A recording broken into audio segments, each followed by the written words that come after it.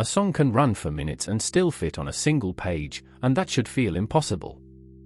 For minutes of music is a lot of notes. The trick is that the page does not print every bar you play. It prints each bar once, then sprinkles a few small symbols around the staff that say, play that part again, jump back to here, leap forward to there. The page is not a straight read from left to right, top to bottom, the way a paragraph is.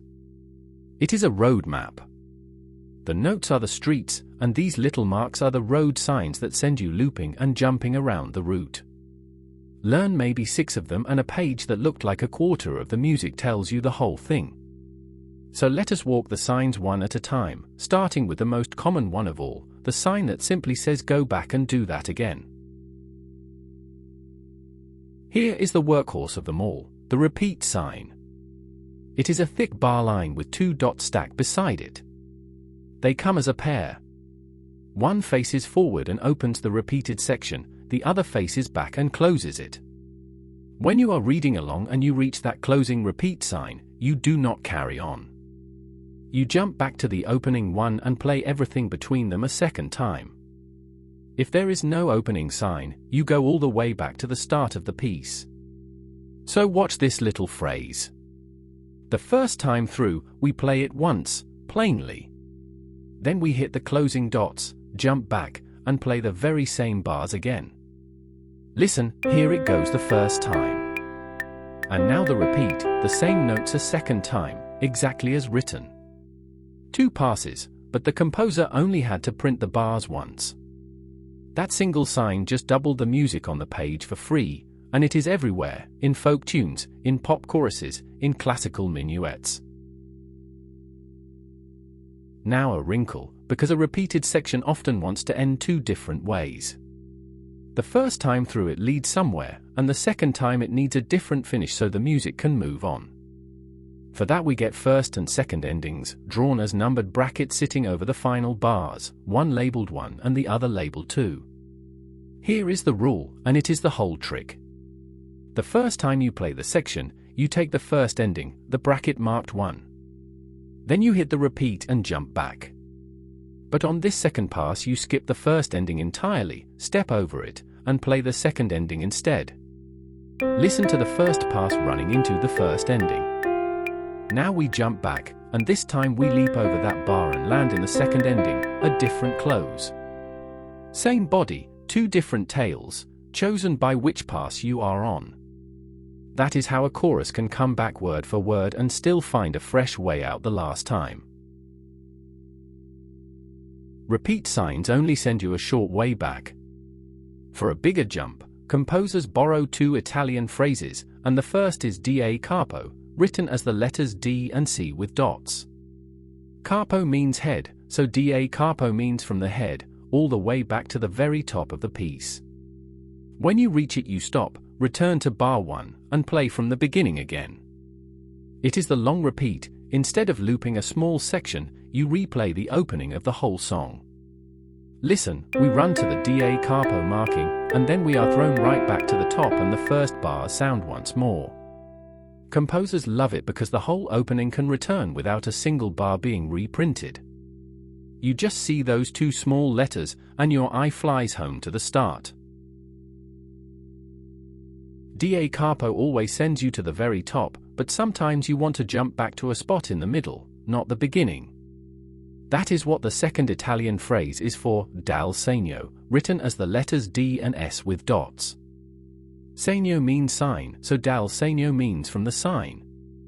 And there is a specific sign it points to, an ornate symbol that looks like a slanted S crossed by a line with 2 dots, parked somewhere earlier in the music. When you reach the Dal Segno instruction, you do not go to the start. You jump back to wherever that sign is sitting and carry on from there. Listen, we play forward, hit the Dal Segno marking, and leap back to land exactly on the sign, a little way in, not at the top. So da capo is back to the head, Dal Segno is back to the sign. 2 jumps, 2 different landing spots, and the symbol tells you which. These big jumps usually come with a partner instruction, the Coda, which is Italian for tail. A coda is a separate closing section, an ending tacked on after the main body, and it gets its own symbol, a circle with a cross through it. You will see that same symbol twice on the page. Once early, written as to coda, marking the moment you should leap forward, and once later, sitting over the closing section itself. So the full instruction reads Dal Segno al Coda, jump back to the sign, play forward until you hit the words to coda, and at that instant leap ahead to the coda symbol and play the tail to finish. Listen, we jump back to the sign, run along, reach the coda marker, and jump forward into the coda, the closing block. The body and its ending are stored in two different places on the page, and that little circled cross stitches them together. There is one more word you must know, and it settles where a piece truly stops. Fine, the Italian word for end. When a jump sends you back through music you have already played, you need to be told where to stop, because the last printed bar may not be the real finish. So a composer writes Da Capo al fine, or Dal Segno al fine, meaning jump back, play forward, and stop the moment you reach the word fine, even though more bars sit printed after it. Listen, we hit the Da Capo, fly back to the top, play forward, and the music ends right here on the word fine, mid-page, with bars still sitting unplayed below. Fine is the real finish line. Whenever a jump is involved, your eye hunts for that word, because it, not the bottom of the page, tells you when the song is actually over. Now put the whole kit together and trace one real route out loud, because that is the only way it clicks. We start at the top and play. We reach the closing repeat dots, so we jump back and play that opening section a second time. Through the section again, we take the first ending, hit the repeat, then skip to the second ending. We play on until a Dal Segno al Coda instruction stops us cold and throws us back to the sign. From the sign we run forward until we strike the words to coda, and at once we leap ahead into the coda and play the tail to the end.